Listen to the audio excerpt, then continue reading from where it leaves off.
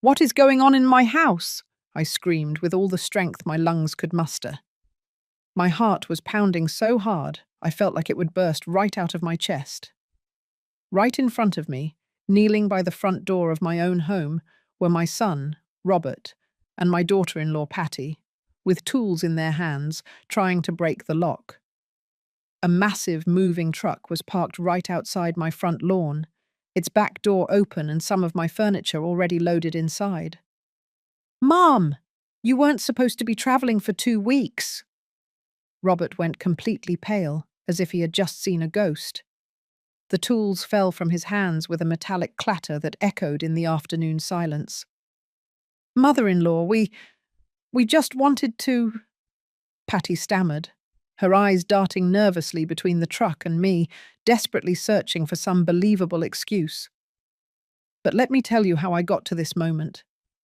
Let me tell you how a simple change of plans became the most painful revelation of my life. My name is Rosemary Baker. I am 67 years old, and I have been a widow for 5 years. My husband, Richard, was the love of my life for 42 years of marriage. When he passed away, I thought I would never again feel that kind of deep, soul-crushing pain. I was wrong, because the pain I felt that afternoon, watching my only son try to rob me, was different. It was a betrayal that cut deeper than anything else. That morning had started like any other. I woke up early, at 6 o'clock as always, made my coffee, and checked my suitcase for the third time. I had been planning this trip for months. My younger sister, who lives in Seattle, Washington, had insisted I come visit. "Rosemary, you need to get out of that house. You need a distraction, something different," she would tell me over the phone every week. And she was right. Since Richard died, I had barely left this house that we built together, where we raised Robert, where we celebrated birthdays and Christmases, where we lived a whole life. Every corner held a memory, every room told a story. The cab arrived promptly at 8 o'clock in the morning. I took one last look at my home, locked the door, and put the set of keys in my purse. Robert knew I was leaving. I had told him about the trip 2 weeks ago.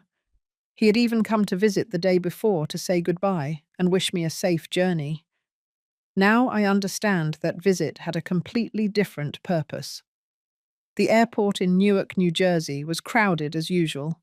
I checked in, went through security, and sat in the waiting area with my favorite book. My flight was scheduled to leave at 11 o'clock in the morning. But at 10:30, a voice announced over the loudspeakers that our flight had been cancelled due to technical issues with the aircraft. They offered to rebook us for the next day, but something inside me just said, "Go back home." I can't explain exactly what it was. Maybe a mother's intuition. Maybe the instinct of a woman who has lived long enough to feel when something is not right. But I decided not to wait. I grabbed my suitcase, left the airport, and called another cab to take me back home. The ride back took 40 minutes. I looked out the window, watching the familiar streets of my town pass by, thinking that maybe I could try to take the flight the next day. Or maybe it was a sign that I shouldn't travel at all. Richard always said I was too superstitious, but he also believed in signs of destiny. When the cab turned onto my street, something immediately caught my attention. There was a large truck parked right outside my house. It was one of those moving trucks that you rent by the day. My first reaction was to think that maybe a neighbor was moving, but as I got closer, my stomach twisted. The truck was parked exactly in front of my driveway, and the back door was open. I paid the cab driver and got out of the car with my suitcase, feeling like every step weighed more heavily. My legs were trembling slightly. Something was terribly wrong. I could feel it in every fiber of my being. I walked slowly up the entrance path, and that's when I saw them.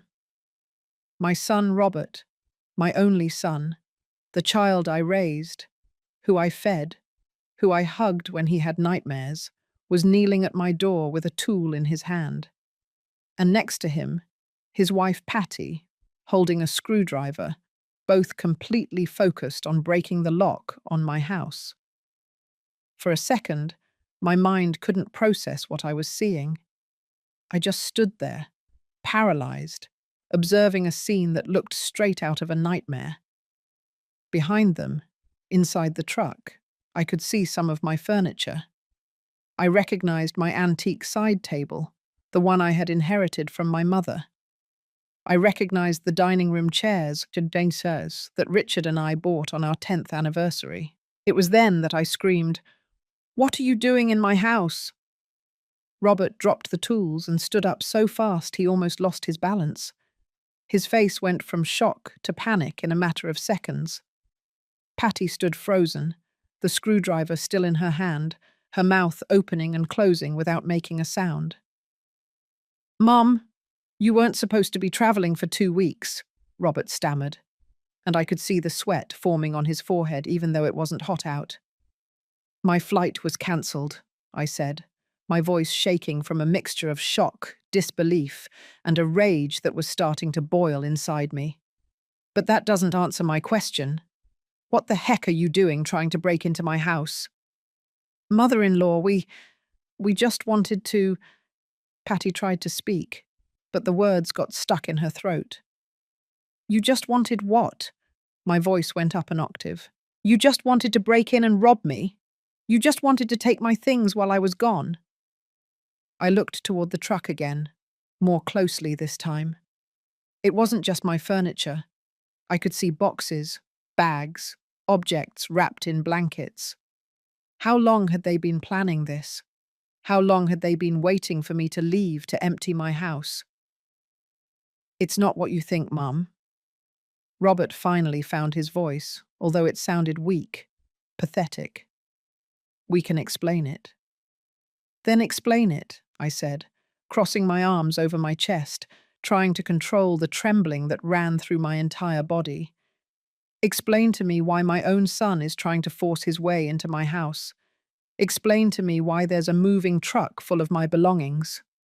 Explain to me why I feel like my heart is breaking into 1,000 pieces right this instant."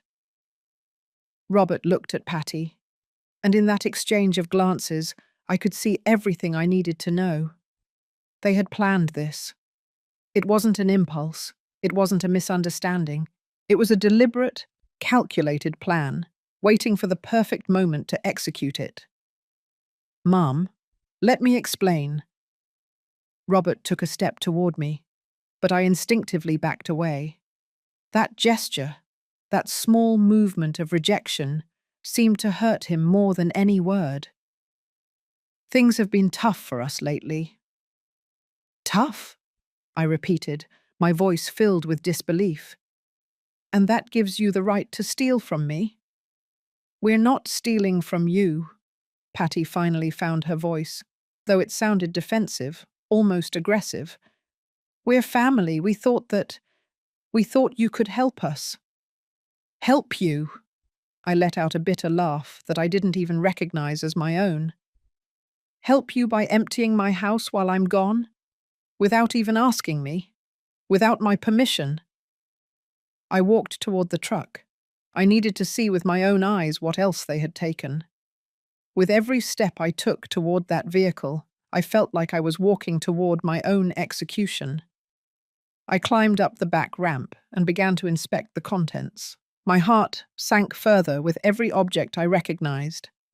There was the porcelain set that Richard gave me for our 25th anniversary. The antique lamps we bought together at that flea market 30 years ago. The paintings that hung in the living room, including the one my mother painted before she died. Books, decorations, even the old radio that belonged to my father. "How much?" I asked without turning to look at them, my voice barely a whisper. "How much did you expect to get by selling my entire life?" "Mom, please." Robert's voice sounded broken behind me. I turned around to face them, and the tears I had been holding back began to stream down my cheeks. "I have a very simple question, Robert. Just one question. And I want the truth. Is this the first time? The silence that followed was deafening. Robert couldn't look me in the eyes. Patty was biting her lower lip, staring intently at the ground. Answer me, I demanded, my voice trembling. Is this the first time you've come into my house without my permission? We, Patty began, but Robert interrupted her. No, he finally admitted, and with that single word, I felt as if the air had been knocked out of my lungs. We've come before. When you went to the grocery store, when you visited Florence, when you went to your doctor's appointments. I leaned against the side of the truck. I needed something to support me because my legs threatened to give way. How many times? I don't know, Mum. Several times in the last 3 months. 3 months. For 3 months, I had been living in my house, feeling safe, feeling at home, while my own son came and went like a thief. All those times I felt like something was out of place. All those moments when I thought I was becoming forgetful, imagining that I had left an object in a different place. It hadn't been my imagination. It had been real.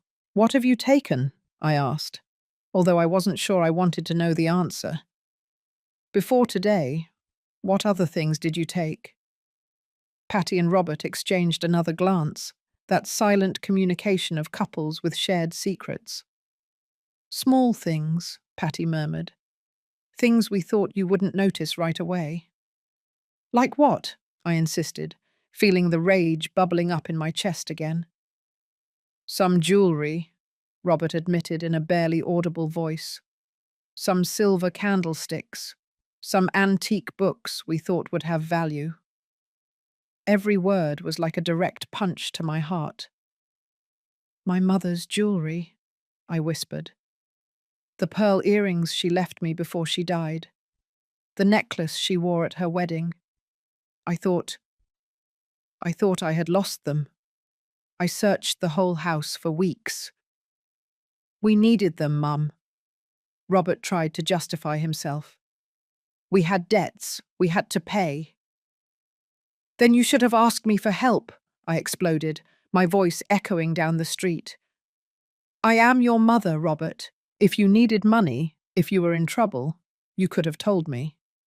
But instead, you decided to rob me. You decided to betray my trust in the worst possible way. We knew you didn't have much money, Patty intervened, her voice taking on a defensive tone again. You always say your pension barely covers things, that you have to watch every dollar. And that gives you the right to decide for me? I shouted. That gives you the right to break into my house like thieves and take whatever you want. I got off the truck and walked toward the door of my house. I needed to go inside. I needed to see what else had been violated, what else had been touched by hands I thought loved me. I took out my keys with trembling hands and opened the door. The inside of my house looked normal at first glance, but when you look closely, when you know every corner of your home, you can see the absences. I could see the empty spaces where my things used to be. The shelf where I kept my grandmother's collection of crystal figurines was empty. The cabinet where Richard kept his collection of antique watches had its doors open and the shelves bare. I walked toward my bedroom as if in a trance. Robert and Patty followed me at a distance, not daring to get too close. I opened the drawer of my dresser, the drawer where I kept my most precious treasures. It was practically empty. The locket, I said, my voice sounding hollow, dead. The gold locket that Richard gave me for our last anniversary together. It has pictures of the two of us, from when we were young. Where is it? Silence. Where is it? I shouted, turning toward them with a fury I had never felt before. We sold it, Patty admitted in a low voice. 2 weeks ago. We needed to pay the rent, or we were going to be evicted. I felt as if my heart had been ripped from my chest. That locket was the most precious thing I owned. It was Richard's last gift, the last physical piece of our love that I could hold in my hands. And they had sold it. They had sold it as if it were any worthless, unimportant object. "How much?" I asked, my voice shaking with contained rage. "How much did you get for it?" $200, Robert whispered. $200. They had sold 42 years of marriage, of memories, of love, for $200 miserable dollars. I sat down on the edge of my bed, because if I didn't, I knew I would completely collapse. The tears were falling freely now, and I wasn't trying to stop them. Robert approached, tried to put his hand on my shoulder, but I pushed him away violently. "Don't touch me," I said in an icy voice. "Don't you dare touch me." "Mum, I'm so sorry," Robert sobbed. "We didn't want it to come to this. We thought if you were gone for 2 weeks, we could take enough things to solve our problems, and you would never have to find out." "And then what?" I asked, looking him directly in the eyes. "Then what, Robert? When I came back from my trip and noticed my house was empty, what were you going to tell me? That there was a robbery? Were you going to lie to my face while I mourned the loss of everything I loved?" He didn't answer, because there was no answer that could justify what they had done. "Who else did you sell my things to?" I continued. I needed to know everything. I needed to know the complete magnitude of this betrayal. "Where is my mother's jewelry? Richard's watches? My grandmother's crystal collection?" "There's a pawn shop on 7th Street, Patty spoke, her voice small. "We took most of the things there. Some we sold online, in those buy and sell groups." "And the money?" I asked. "What did you spend the money on that you got from selling my memories?" "We had debts," Robert began to explain. "The credit card was maxed out. We owed 3 months' rent.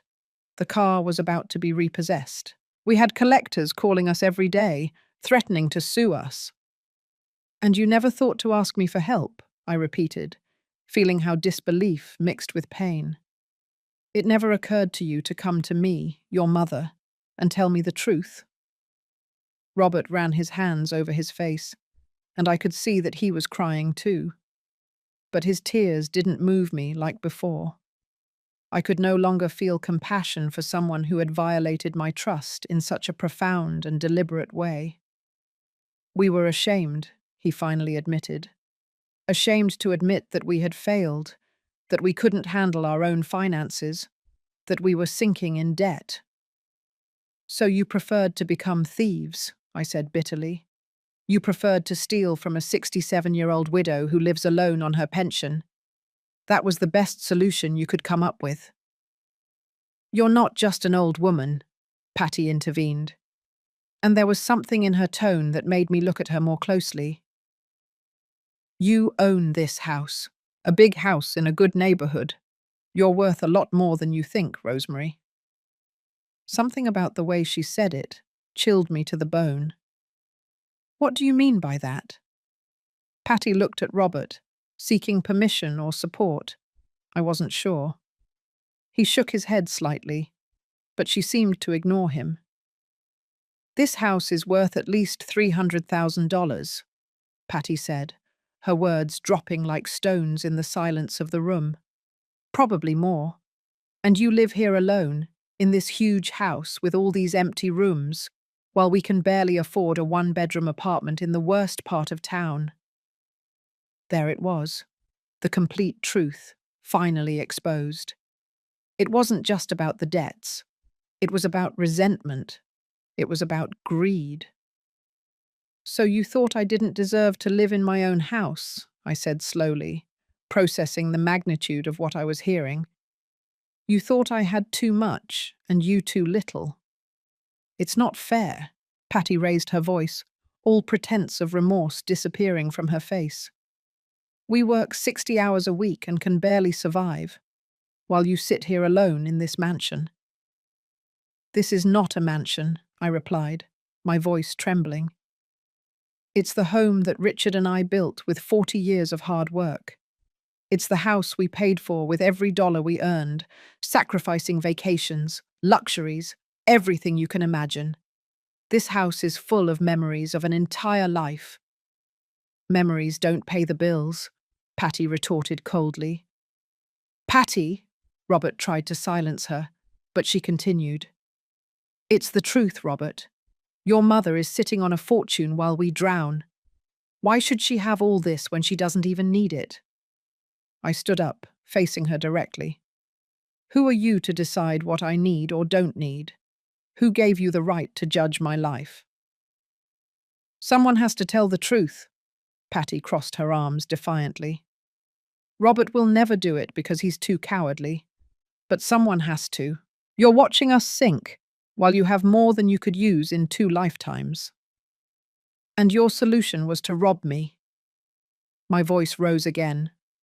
Your big plan was to wait for me to leave to empty my house, to sell everything I own. What was going to happen next? Were you going to sell the house too? Was that in the plan? The silence that followed was more revealing than any confession. Oh my God, I whispered, feeling my legs falter again. You were going to sell my house. That was the final plan, wasn't it? Mum, no. Robert tried to deny it, but his face betrayed him. How? I asked. I needed to understand the depth of this conspiracy. How did you plan to sell my house without my consent? Patty laughed without humour. Robert has limited power of attorney, remember?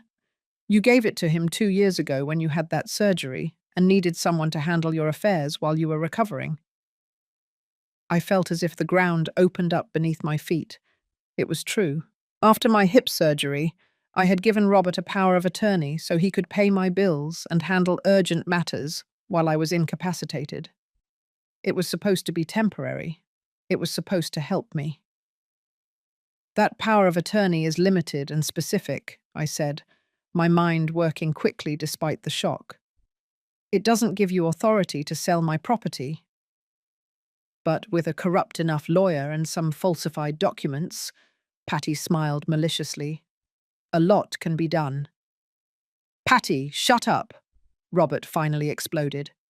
Just shut up. But it was too late. She had already said too much.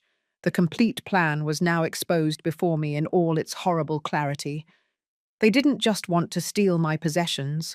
They wanted to steal my home, the only place in the world where I felt safe, where I could still feel Richard's presence.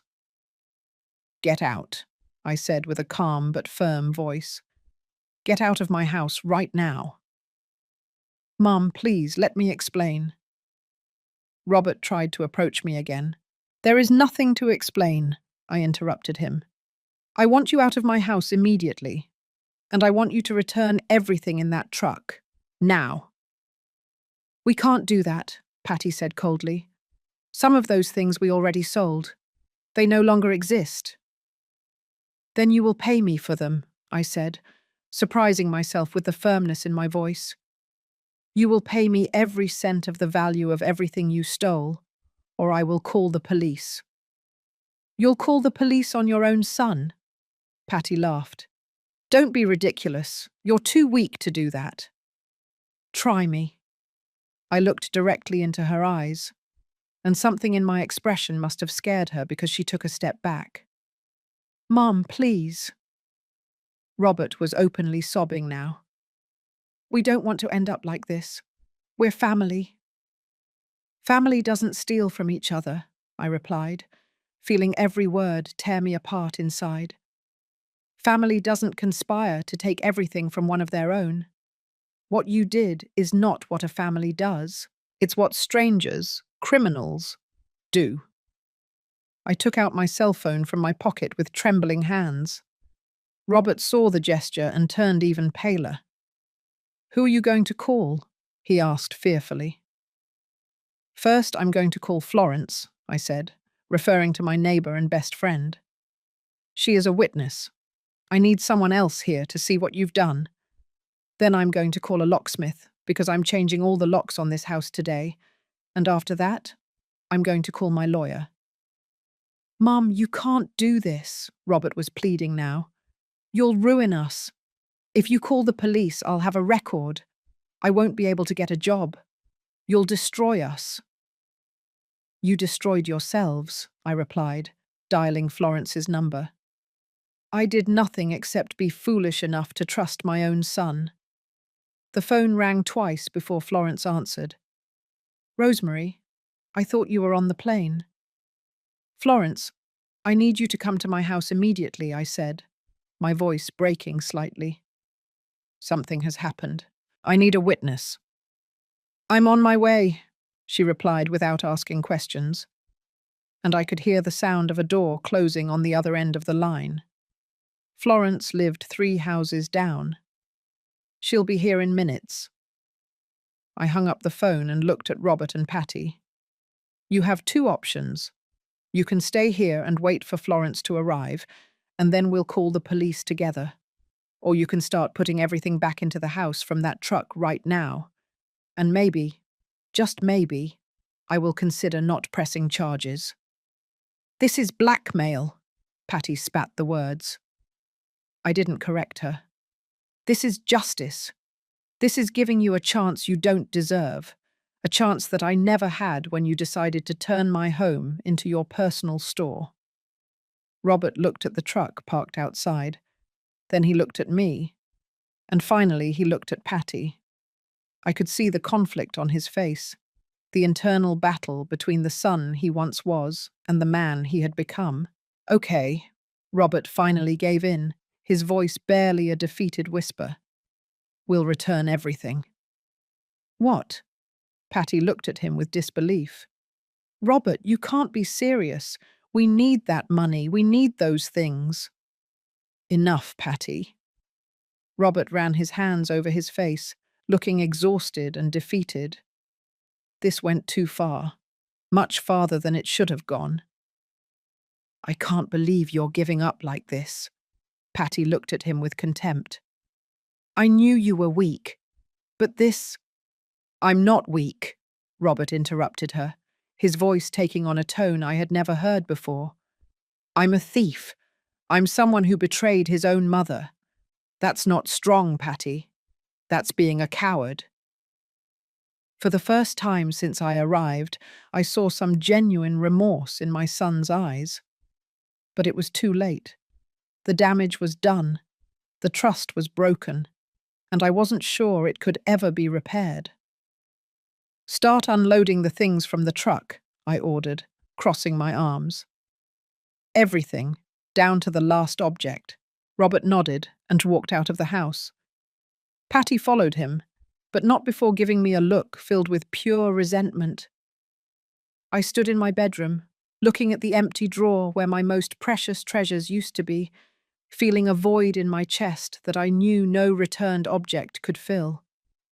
I heard hurried footsteps outside, and then Florence's familiar voice. Rosemary, where are you? In my bedroom, I called out. Florence appeared in the doorway, breathless from running. She was a woman my age, 65, with short grey hair and sharp eyes that missed nothing. She had been my neighbour for 20 years and my best friend for 15. What happened? I thought, oh my God, that's Robert out there. Her eyes widened in surprise upon seeing my son and his wife unloading furniture from the truck. What is going on? I told her everything. Every painful detail, every devastating confession. Florence listened in silence, her expression changing from surprise to disbelief, and finally to indignation. That miserable, ungrateful wretch, she hissed when I finished. After everything you did for him.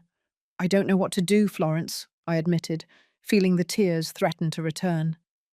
He's my son, my only son. How can I report him? How can I call the police and ruin his life? He ruined his own life, Florence put her hand on my shoulder. And he almost ruined yours, too. Rosemary, what they did is serious. It's not just theft. It's premeditated. It's systematic. They've been breaking into your house for months. I know, I whispered. I know all that. But he's still my son. And you're still his mother, Florence replied firmly. A mother who deserves respect, love, and honesty. Not betrayal, not theft, not manipulation.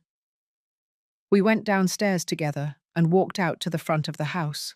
Robert and Patty were unloading the furniture with slow, resentful movements. They had already returned several pieces, but the truck was still half full.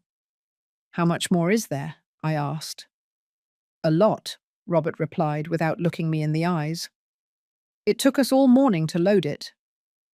"Then it will take you all afternoon to unload it," I said without a trace of sympathy. "I want every single thing returned to its exact place. Every piece of furniture, every box, every object." Florence stayed with me, a silent but supportive presence. We watched as Robert and Patty worked, sweating under the afternoon sun. The neighbours started to come out, curious about the truck and the unusual activity. I could see the looks, the whispered conversations, the speculations. Mrs. Miller from next door cautiously approached. "Rosemary, is everything okay? I thought you were travelling."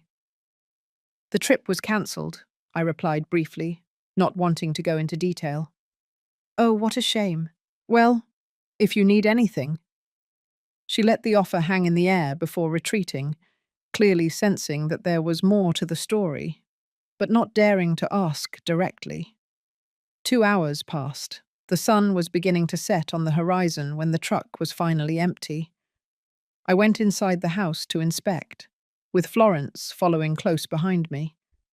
The furniture was back, but everything felt different. It was no longer my safe sanctuary. Now it was a place that had been violated, invaded, profaned. "A lot is still missing," I said, looking at the empty spaces that still remained. The jewellery, the watches, the locket, the crystal collection. "We sold them," Robert admitted, entering behind us. "We can't give them back because we don't have them anymore." "Then you will give me a list," I said with a firm voice. "A complete list of everything you sold, where you sold it, when, and for how much. And you will pay me the true value of each object, not the pennies you probably got at the pawn shop." "We don't have that money," Patty protested. "We told you we're broke." "Then you will get the money," I replied coldly. "You will get extra jobs. You will do whatever is necessary. But you will pay me every cent."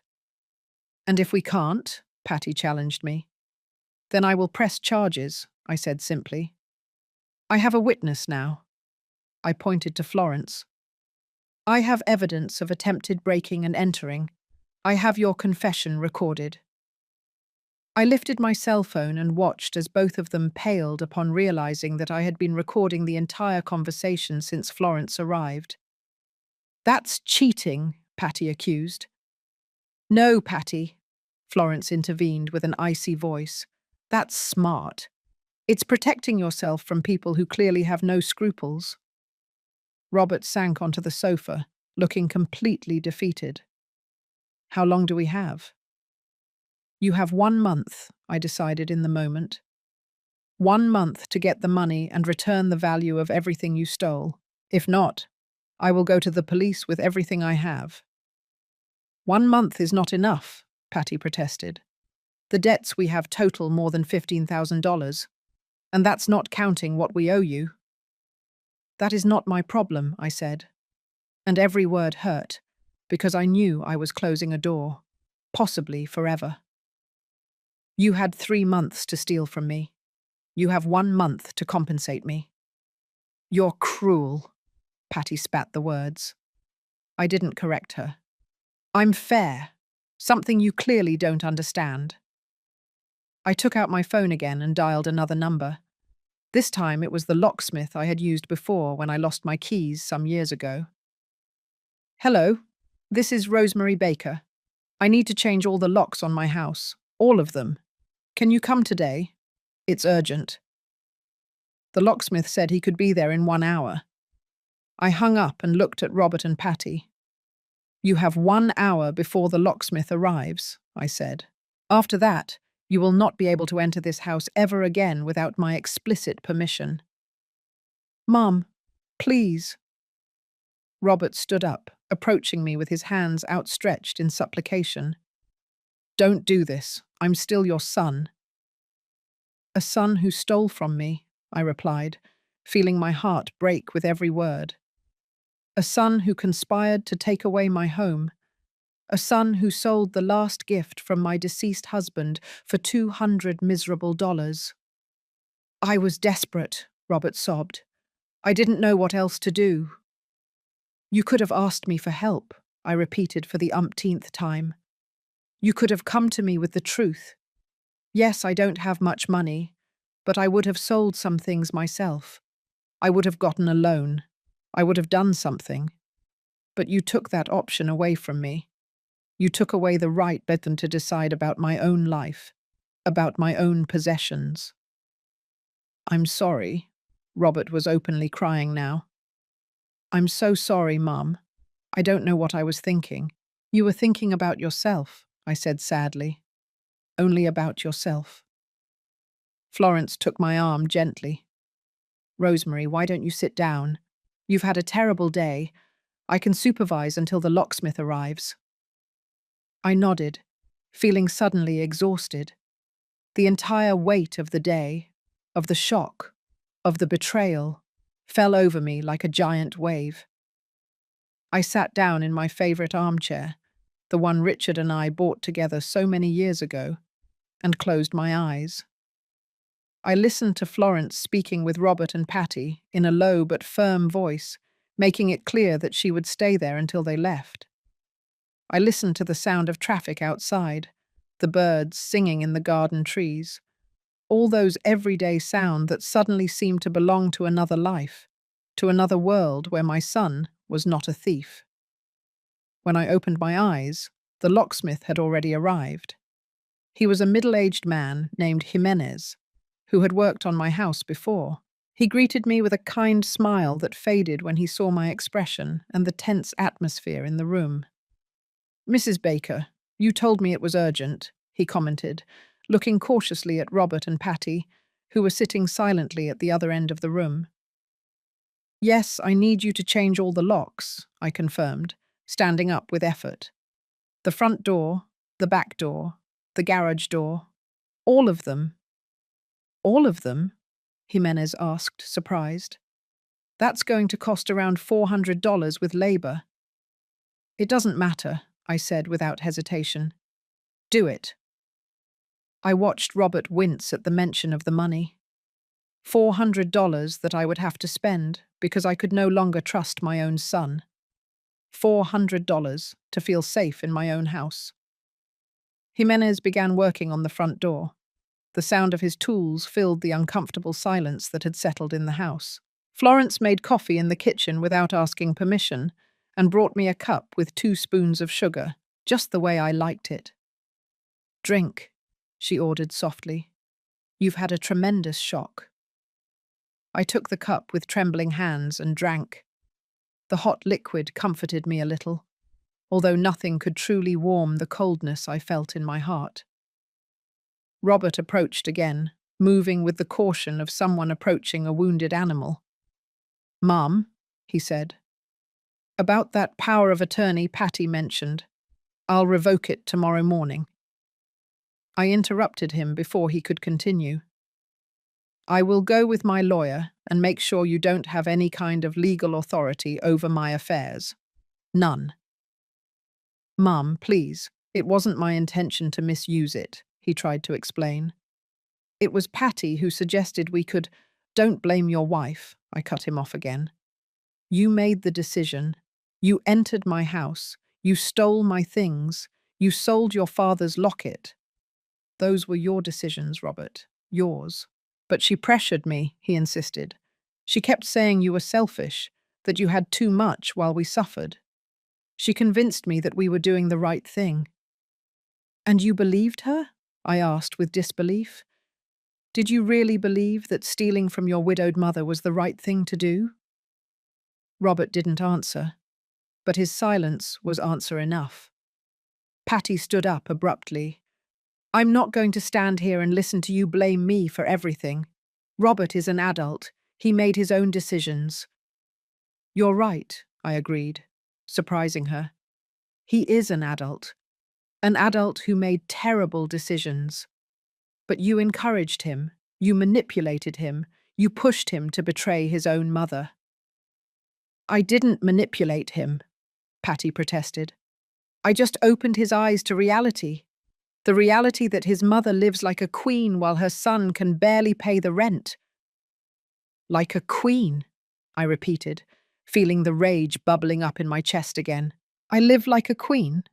I cook my own meals because I can't afford to eat out. I wear the same clothes for years because I can't buy new ones. I clip coupons and wait for sales to buy groceries. That's living like a queen.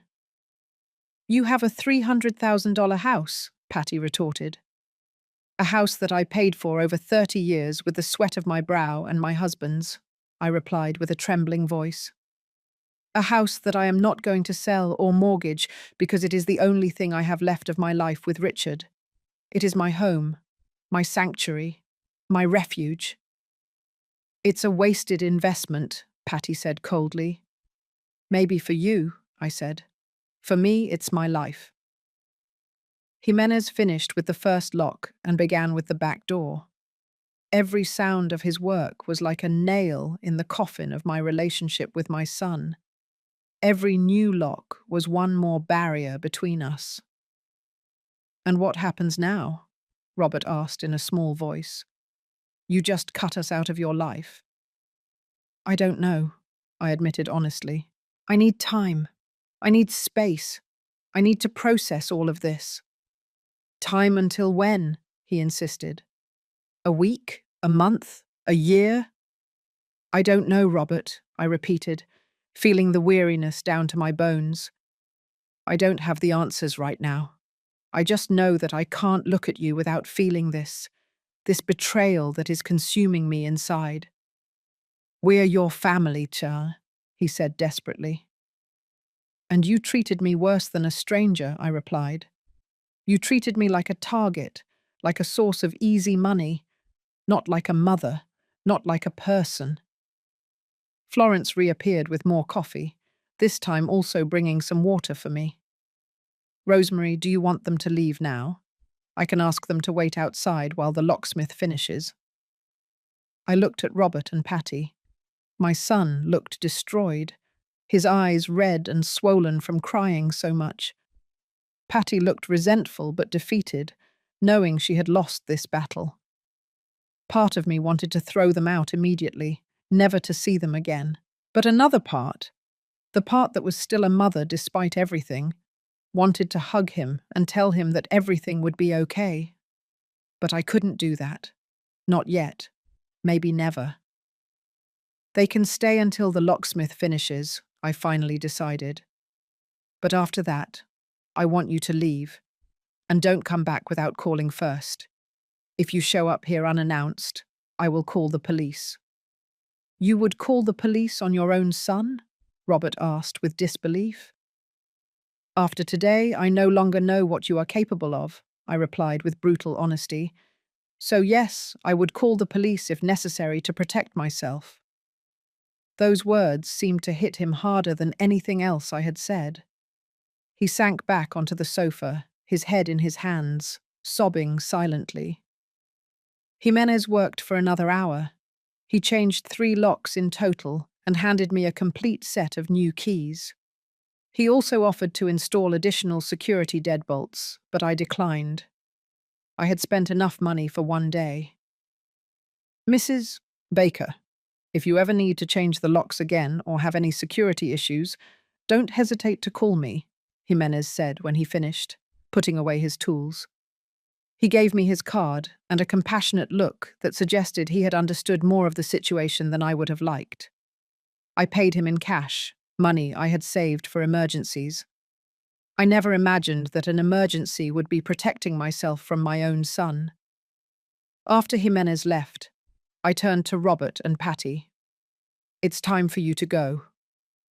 Robert stood up slowly, like a man walking toward his execution. "Mum, can I at least give you a hug? Can I at least say goodbye properly?"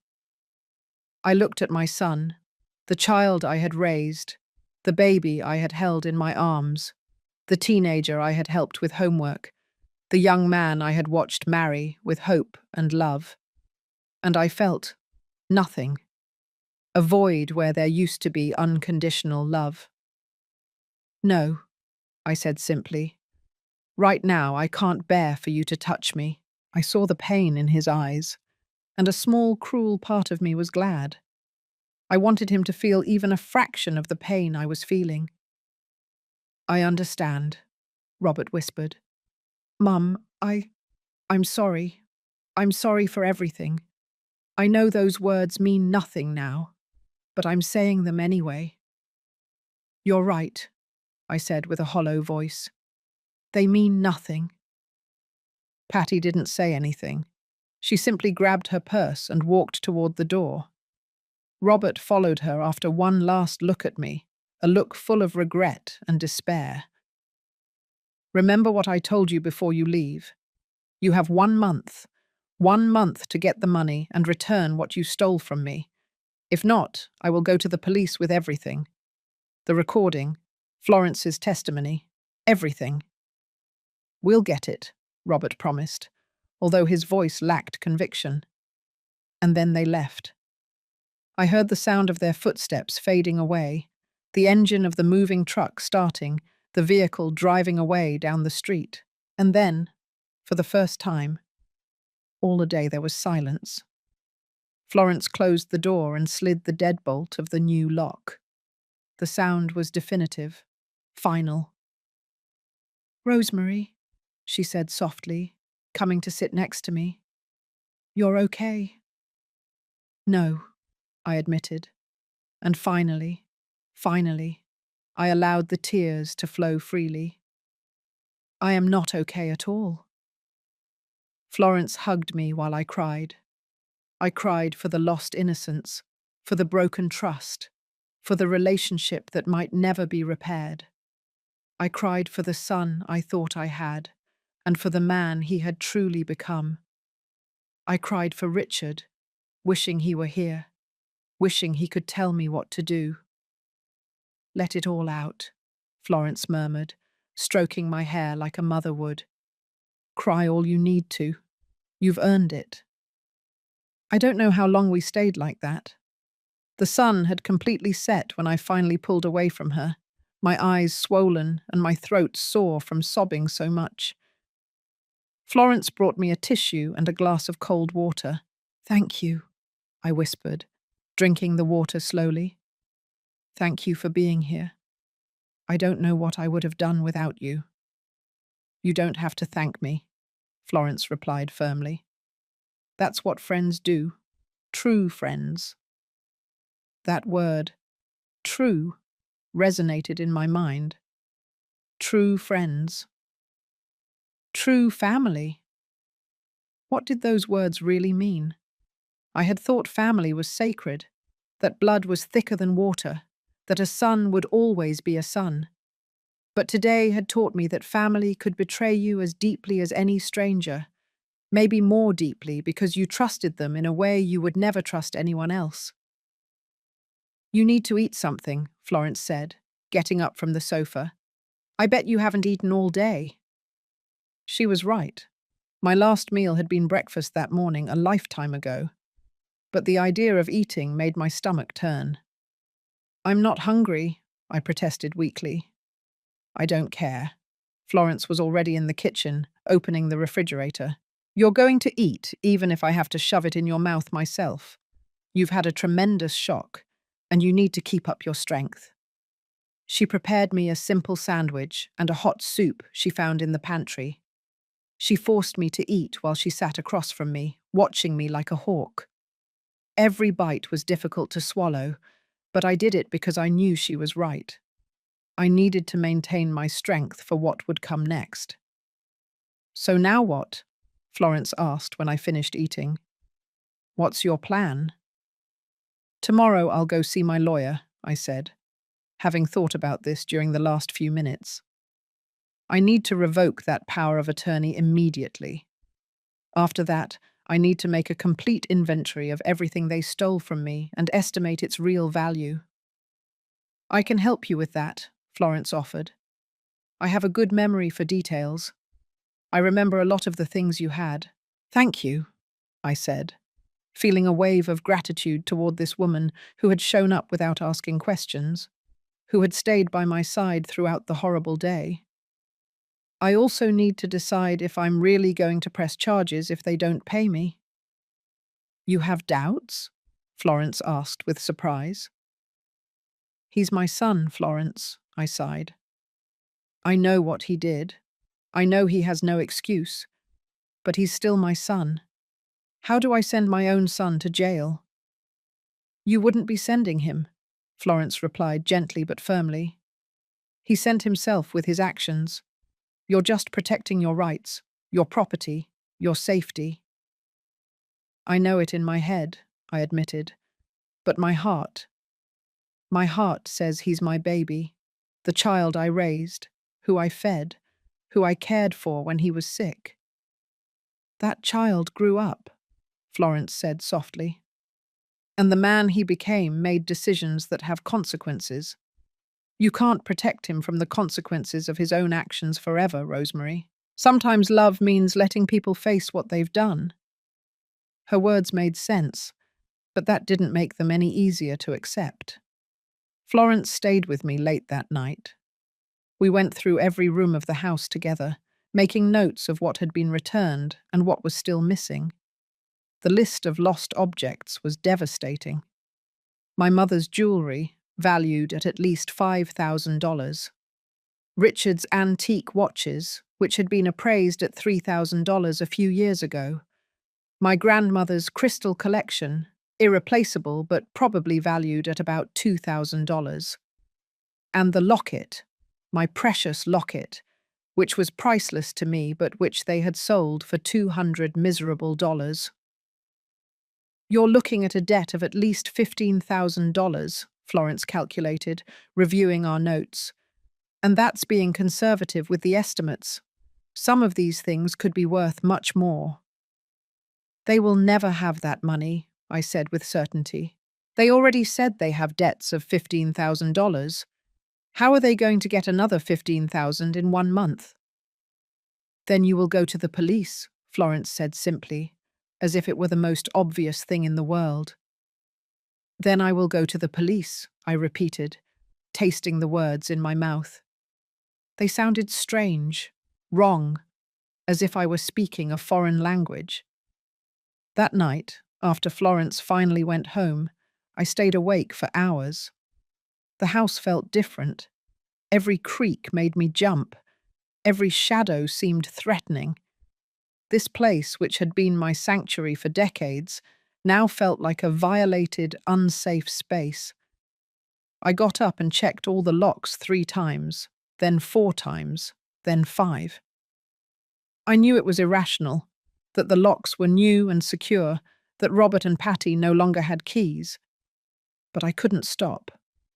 The fear had settled in my bones in a way I couldn't shake. Finally, around 3 o'clock in the morning, I fell asleep on the sofa with all the lights on, unable to bear the idea of sleeping in my bedroom, where much of the confrontation had occurred. I woke up with the sun streaming through the windows and my body sore from sleeping in an uncomfortable position. For a blessed moment, I didn't remember anything. Then everything came flooding back, like a cold wave, and I had to take several deep breaths to keep from crying again. I forced myself to get up, make coffee, and follow a normal routine, even though nothing was normal. I called my lawyer, Gilbert, as soon as his office opened at 9 o'clock in the morning. "Mrs. Baker, what a surprise," he said with his professional but kind voice. "How can I help you?" "I need an urgent appointment," I said, trying to keep my voice steady. "I need to revoke a power of attorney and possibly discuss filing criminal charges." There was a pause on the other end of the line. "Criminal charges? Is everything all right?" "No, nothing is all right," I admitted, but I prefer to discuss it in person. Can I see you this afternoon at 2 o'clock? He offered. Perfect, I accepted. I'll be there. I spent the next few hours preparing for the meeting. I organised all my notes, the recording of the confrontation with Robert and Patty, the photos I had taken of the moving truck, and the objects being returned. Florence was right about being meticulous with the documentation. If this was going to reach the police, I needed solid evidence. At 1:30, I dressed in my best outfit, one that Richard always said made me look powerful and elegant. I needed to feel powerful today. I needed to feel that I still had control over something in my life. Gilbert's office was downtown, in an old but well-maintained building. I had known him for years. He had handled the sale of our first house, had helped with Richard's will, and had been a constant presence in the important legal moments of my life. His secretary showed me in immediately.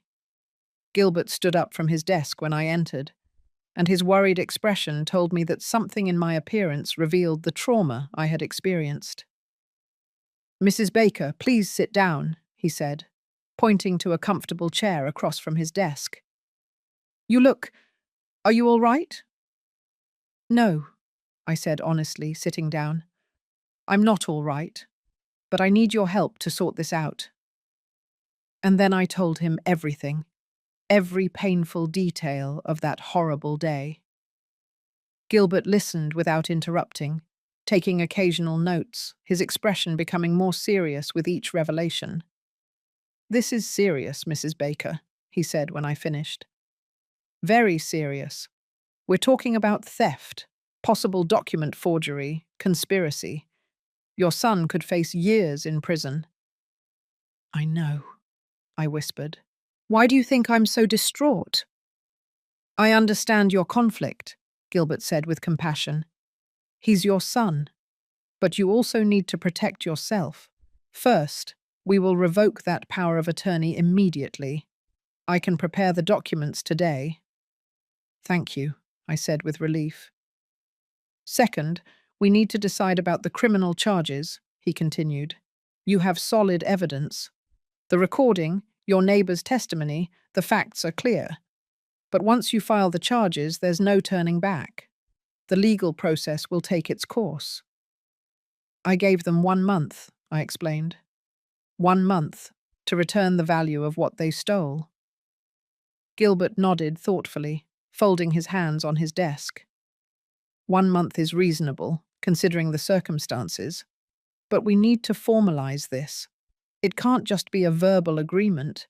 We need a legal document that clearly sets out the terms. "What kind of document?" I asked, relieved to have someone who knew how to handle this professionally. "I will prepare a restitution agreement," Gilbert explained. "It will detail every stolen item, its estimated value, and the total amount they must return. It will also include a specific deadline, 30 days from signing, and the consequences if they fail to comply, which would be the immediate filing of criminal charges." "They would have to sign it?" I asked. "Yes," he confirmed. "And we'll need them to do it before a notary. That makes it legally binding. If they don't sign, well, that in itself would be an admission that they know they did something wrong and are unwilling to make amends." "And what if they sign but don't pay?" My voice trembled slightly. "Then you have a legal document proving they admitted to the theft and agreed to restitution," Gilbert said firmly. "That makes filing charges much simpler. They would essentially be condemning themselves." I nodded slowly, processing everything. "How long will it take you to prepare that document?" "I can have it ready tomorrow morning," he replied. "I will also include a clause prohibiting any unsolicited contact with you or entry onto your property without your explicit written consent. Basically, a civil restraining order." "Thank you, Gilbert," I said, feeling for the first time since yesterday that someone was on my side, protecting me. "I don't know what I would do without your help." "That's what I'm here for," he replied with a kind smile. Now, let's talk about the power of attorney. Do you have the original document? I took the document out of my purse. I had kept it in my safe at home, along with other important papers. Gilbert reviewed it carefully, frowning as he read. "This power of attorney is quite broad," he commented with concern. "More than it should be for a temporary post-surgery power. Who drafted this?" "A lawyer that Robert recommended," I admitted, feeling a new weight in my stomach. "He said he was a friend of his, that he would give us a good price." "Mrs. Baker," Gilbert looked at me seriously, "this document gives your son authority over virtually all your financial and legal affairs. With this, he could theoretically sell your house, empty your bank accounts, take out loans in your name. Do you realize how dangerous this is?" I felt as if I had been punched. But the lawyer said it was standard, that it was what was needed to manage my accounts while I was recovering. "He lied to you," Gilbert said bluntly. "He was either incompetent or did it intentionally. I suspect it was the latter." "Who paid for this service?" "Robert paid," I remembered. "He said it was his gift to me, so I wouldn't have to worry about legal expenses while I was sick." "I understand." Gilbert made some additional notes. "We need to revoke this immediately, and I also need to investigate that lawyer. Do you remember his name?" I gave him the name, and I saw Gilbert's expression darken even more. "I know that man," he said with disgust. "He has had several complaints before the Bar Association. He works in grey areas. Let's just say I wouldn't be surprised if he intentionally collaborated with your son on this." "You mean Robert planned this 2 years ago?" The magnitude of the betrayal kept growing. "It's possible," Gilbert said carefully. "Or perhaps he just wanted to have the option, just in case. Either way, that power of attorney should have been revoked a long time ago. The fact that your son never suggested it is revealing." I left Gilbert's office 2 hours later with a clear plan, but an even heavier heart. The power of attorney would be officially revoked the next day. The restitution agreement would be ready in 48 hours. And if Robert and Patty didn't comply, I would have everything necessary to press charges that could send them to prison. When I got home, I found Florence waiting for me in her yard. She immediately approached me when she saw me get out of the cab. "How did it go?" she asked with concern. "It's handled," I replied wearily. "Gilbert is preparing everything. But I found out something worse, Florence. The power of attorney I gave Robert 2 years ago was much broader than it should have been. It basically gave him total control over my financial life." Florence paled. "Oh my God, Rosemary. You mean he could have sold my house without my knowledge?" "Yes," I finished the sentence for her. "He could have emptied my accounts. He could have done anything. And the lawyer who drafted the document is known for working in grey areas of the law." "Then Robert planned this 2 years ago," Florence said, what we were both thinking. "Or at least he made sure he had the necessary tools when the time came." I nodded. "I don't know which is worse." That night, I barely slept again. Nightmares tormented me. I dreamed I arrived home and found it completely empty. I dreamed I opened my drawers and everything had disappeared. I dreamed of Robert's face, but it was that of a stranger, someone I had never really known. I woke up at 5 o'clock in the morning, drenched in sweat, my heart pounding. I couldn't go back to sleep. I got up, made coffee, and sat in the kitchen watching the sunrise through the window. My phone rang around 7 o'clock. It was an unknown number. I hesitated before answering, but finally did. "Mom?" It was Robert's voice, broken and desperate. "Please, don't hang up." I should have hung up. I should have ended the call immediately. But something in his voice stopped me. "What do you want, Robert?" I asked in a tired voice. "I need to talk to you," he said quickly, as if afraid I would cut him off at any moment. Please, just give me 5 minutes. 5 minutes to explain something to you. You explained quite a bit the other day, I replied coldly. No, I didn't, he insisted.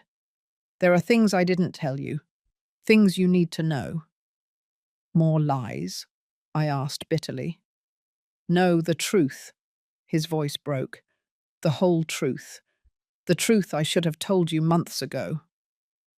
I sighed deeply. Against my better judgment, against all the warnings in my head, I said, You have 5 minutes. Talk. I heard him take a deep breath on the other end of the line. I lost my job 8 months ago. Not 3 months ago, like I told you. 8 months ago, I was laid off due to a company restructuring. My hand gripped the phone tighter. And why didn't you tell me? Shame, he admitted. Pure shame. You were always so proud of me, of my career, of how well I was doing. I couldn't bear to tell you I had failed. Losing a job is not failing, Robert, I said, feeling a mixture of frustration and pain. It's something that happens to people. You could have told me. I know. I know now. His voice trembled. But at the time, all I could think about was how I would disappoint you. So I lied. I told you everything was fine, that work was great, that we were doing well financially. Meanwhile, you were sinking in debt, I said, starting to get the complete picture. Yes, he confirmed. We used the credit cards to maintain the appearance of normalcy, to pay the rent, to buy groceries, so it would look like everything was fine when I came to visit you. And then the debts grew so much that we couldn't even make the minimum payments. And that's when you decided to rob me, I said, not softening the words. That's when Patty started talking about you, Robert said. About how you lived alone in that big house. About how you had all those antique things that were worth money. At first, I ignored her. But the debts kept growing. The collectors wouldn't stop calling. We were about to be evicted.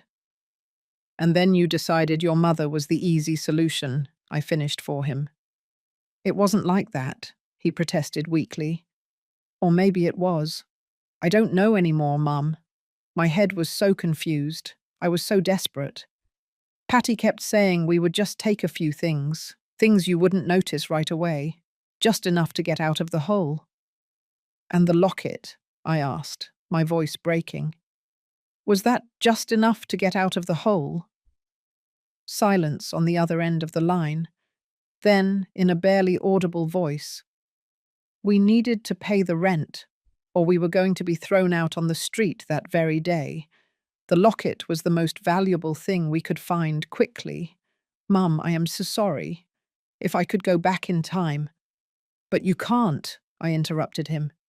You can't go back in time, Robert. You can't undo what you did. You can't give me back the trust you broke. I know, Robert sobbed on the other end of the line.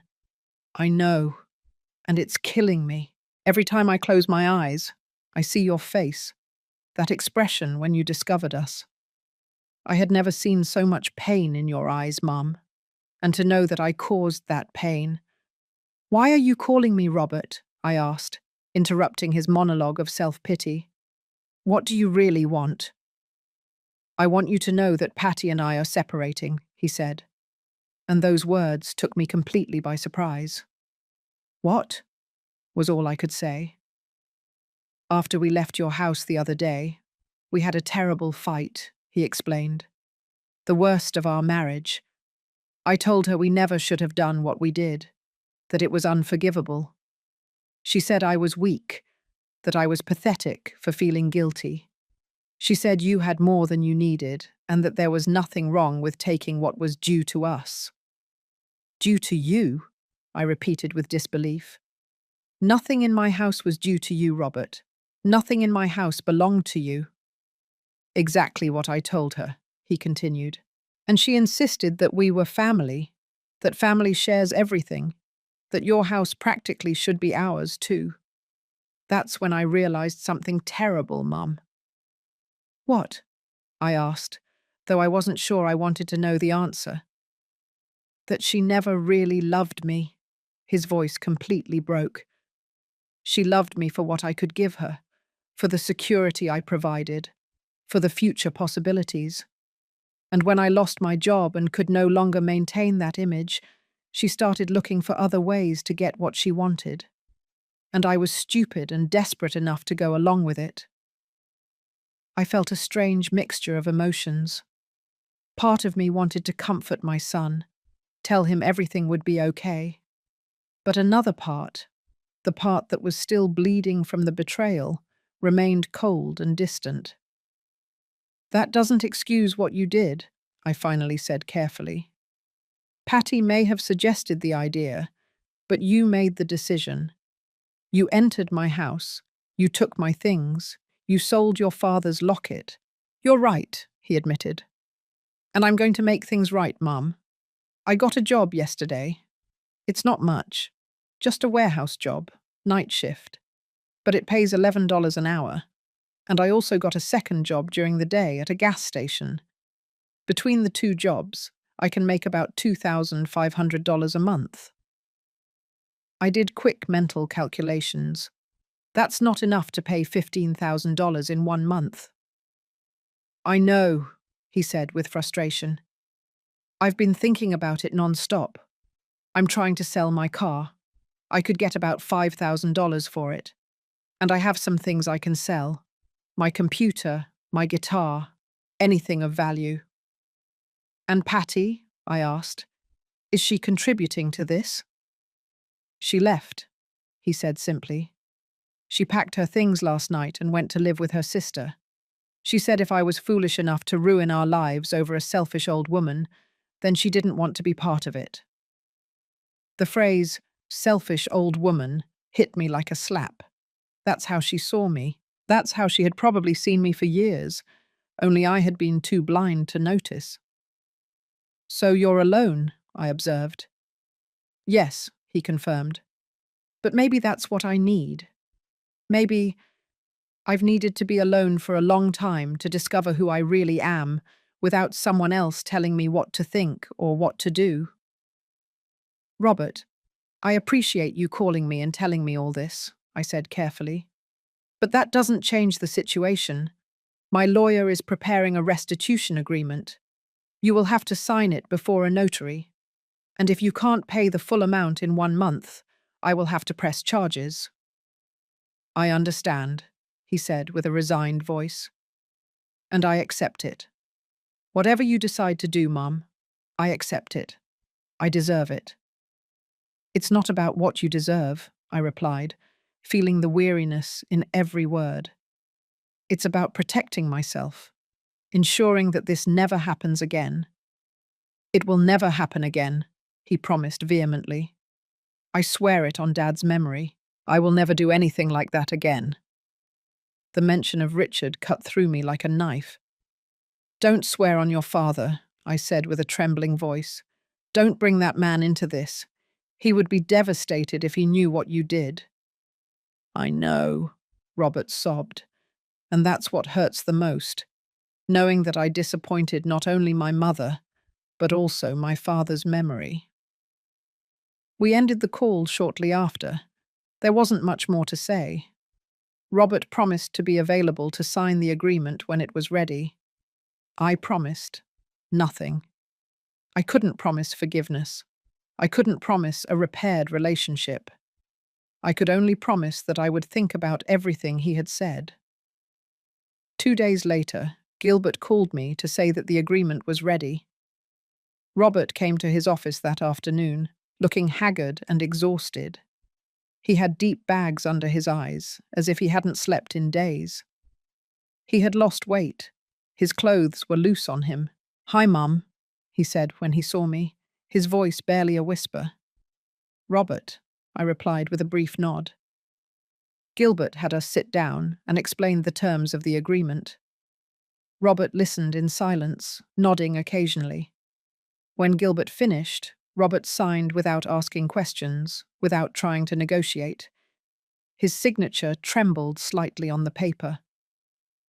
"I understand I probably won't be able to pay everything in 1 month," he said after signing. "But I want you to know that I'm going to try with everything I have. And if I can't, I will accept the consequences. I'm not going to run away. I'm not going to hide. I'm going to face what I did." I nodded, not trusting my voice to speak. Seeing him like that, so broken and defeated, broke my heart despite everything. He was still my son. That part was never going to change, no matter what he had done. The following weeks were the hardest of my life. Every day I woke up feeling the weight of the decision I would have to make. Robert called me weekly to report his progress. He had sold his car for $4,000. He had sold his computer, his guitar, his television, everything he had of value. He had gotten a third job on weekends. He was working almost 80 hours a week, barely sleeping. "I've collected $8,000, he informed me in the third week. "I know it's not enough, but I'm trying, Mum. I promise I'm trying." Florence came to visit me every day.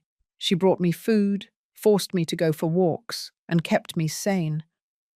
One afternoon, while we were having tea in my living room, she asked me the question I had been avoiding. "What are you going to do when the month is up?" she asked directly. "I don't know," I admitted. "Honestly, I don't know, Florence. I see how hard he's working. I see that he is genuinely repentant. But that doesn't change what he did." "No, it doesn't change it," Florence agreed. "But you have to decide what is more important to you, justice or family."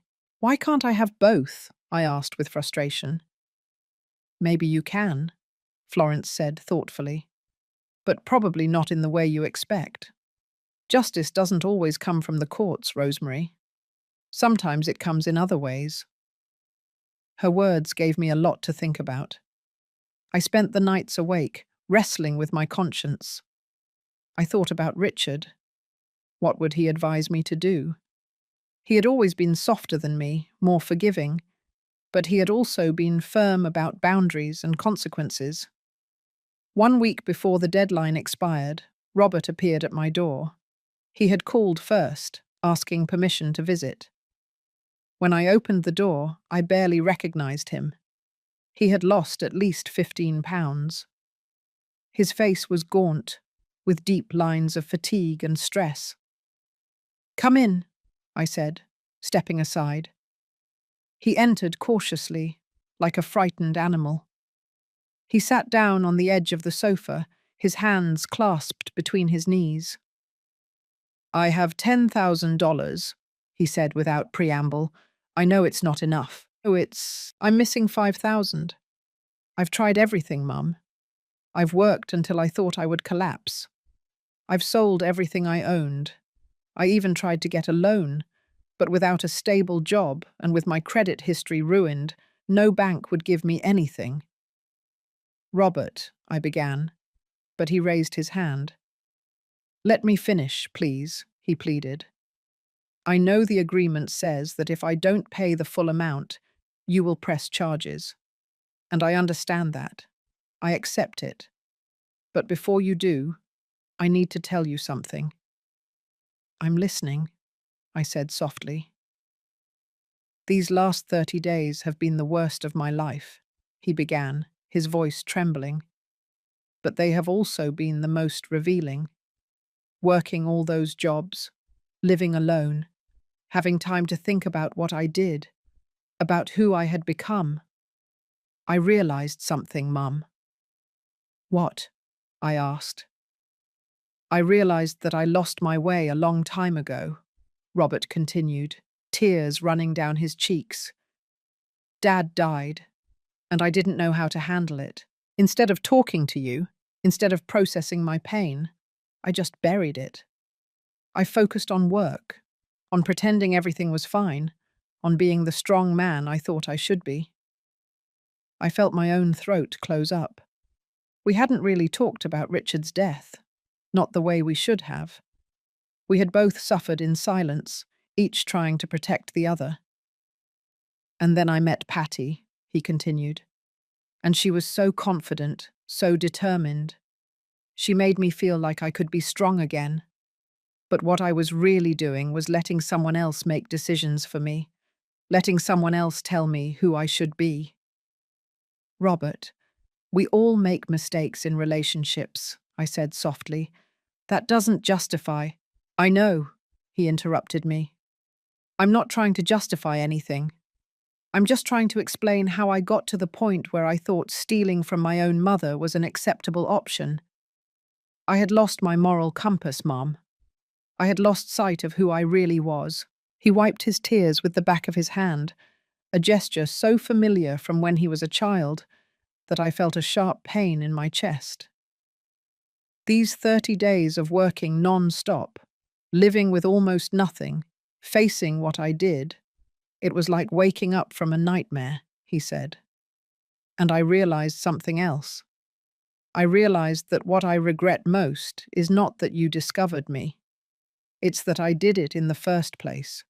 It's that I betrayed everything Dad taught me, everything you taught me about honesty and integrity. What do you expect me to do with this, Robert? I asked, my voice breaking. What do you expect me to say? Nothing, he replied, surprising me. I don't expect your forgiveness. I don't expect you to forget what I did. I just wanted you to know that these 30 days changed my life. They taught me who I never want to be again, and regardless of what you decide to do, whether you press charges or not, I'm going to spend the rest of my life trying to be the man Dad would have wanted me to be. We stayed in silence for a long moment. I could hear the wall clock, the same clock that Richard and I had bought on our trip to Europe 25 years ago. Each tick-tock seemed to mark the weight of the decision I had to make. Do you still have the $10,000? I finally asked. Robert nodded, taking a thick envelope from his jacket. It's all here, in cash, as the agreement specified. I took the envelope, feeling its weight in my hands. $10,000. 30 days of exhausting work, of sacrifice, of facing consequences. It wasn't the full amount, but it was evidence of a genuine effort. I'm going to keep this, I said, and I saw his shoulders slump with relief. But I am not going to press charges. Not yet. Mom. His voice was full of cautious hope. Listen to me carefully, Robert, I said firmly. I am not forgiving what you did. I'm not saying everything is okay. I'm saying that I see your effort. I see your genuine remorse. And I believe that sending you to jail is not going to repair our relationship or give me back what I lost. Then what? He began to ask.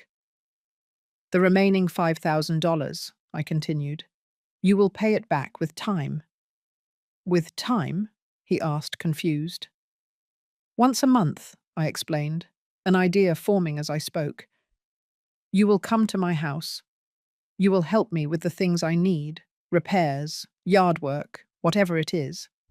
And we will talk, really talk, not just superficialities.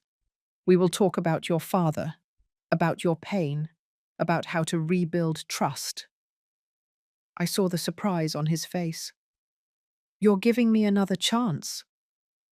I'm giving you the opportunity to earn one, I corrected. But understand this clearly.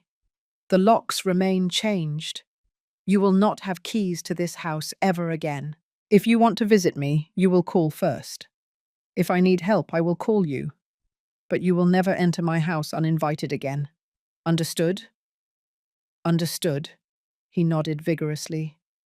Mum, I promise I won't disappoint you again.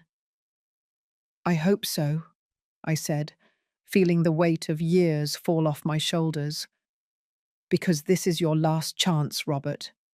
If you betray my trust again in any way, there will be no more conversations. I will press charges immediately. I won't do it, he promised. I swear it on Dad's memory, on everything sacred. I will not fail you again. This time, when he mentioned Richard, it didn't hurt as much, because I could imagine my husband approving of this decision. He always believed in second chances. He always believed in redemption. But he also believed in consequences and clear boundaries. Robert stayed for a little longer. We had coffee together, something we hadn't done in months. The conversation was awkward at first, full of pauses and tense silences. But gradually, we started talking about real things. He talked about how hard it had been to lose his father, about how he had felt he had to be strong for me when he was actually broken too. I talked about my own loneliness, about how every day in this big house reminded me of what I had lost. We should have had these conversations 5 years ago, I finally said. Yes, he said. Better late than never. When he left that night, I hugged him for the first time since the day of the confrontation. It wasn't like before. There wasn't that warmth and unconditional trust. But it was a start, a small step towards something that maybe, with time and effort, could heal. Florence came to visit me the next day, curious to know what I had decided. I'm not going to press charges, I told her. At least not now. Are you sure? She asked, studying my face carefully.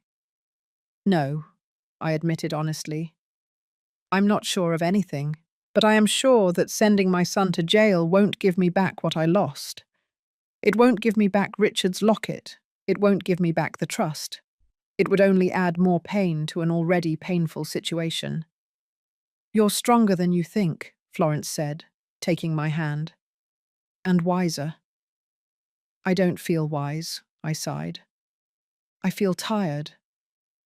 Forgiveness is tiring, Florence observed. But resentment is more tiring, and resentment lasts longer. She was right, as always. In the weeks that followed, Robert kept his word. He called before every visit. He came once a week to help with chores around the house. He repaired the garden fence that had been broken for months. He cleaned the gutters. He painted the guest bedroom that had been needing a new coat of paint for years. And we talked. We talked about Richard, about the good times and the difficult ones. We talked about his childhood, about the memories we shared. Slowly, very slowly, we began to rebuild something. It wasn't what we had before. That was lost forever. But it was something new, something built on honesty and clear boundaries instead of assumptions and blind trust. Months later, as I sat in my living room one quiet afternoon, I realized that the house felt different. It no longer felt violated or unsafe. It felt like my home again, but a home I now protected with greater care. The new locks were not just metal and mechanisms. They were symbols of healthy boundaries, of necessary protection. I thought about everything I had lost: my mother's jewelry, Richard's watches, the precious locket. I would never get them back. That pain would always remain. But I had also gained something. I had gained the knowledge of my own strength. I had learned that love does not mean allowing yourself to be hurt. I had learned that forgiving does not mean forgetting or pretending that nothing happened. I got up and walked to the front door, running my hand over the new lock. I remembered the words Florence had said months ago, words that now resonated with deep truth in my heart. Not every closed door is rancor, I whispered to myself. Some are protection. I closed my eyes and could feel Richard's presence around me, in every corner of this house we built together. And I knew, with a deep certainty, that he would be proud of me. Not for forgiving our son, necessarily, but for protecting myself first, for setting boundaries, for knowing that true love includes respect, and respect requires boundaries. Outside, the sun was beginning to set, painting the sky with shades of orange and pink. It was the end of a day, but also the beginning of something new, a new way of living, more cautious perhaps, but also more conscious, stronger, more mine. And for the first time in a long time, I felt at peace.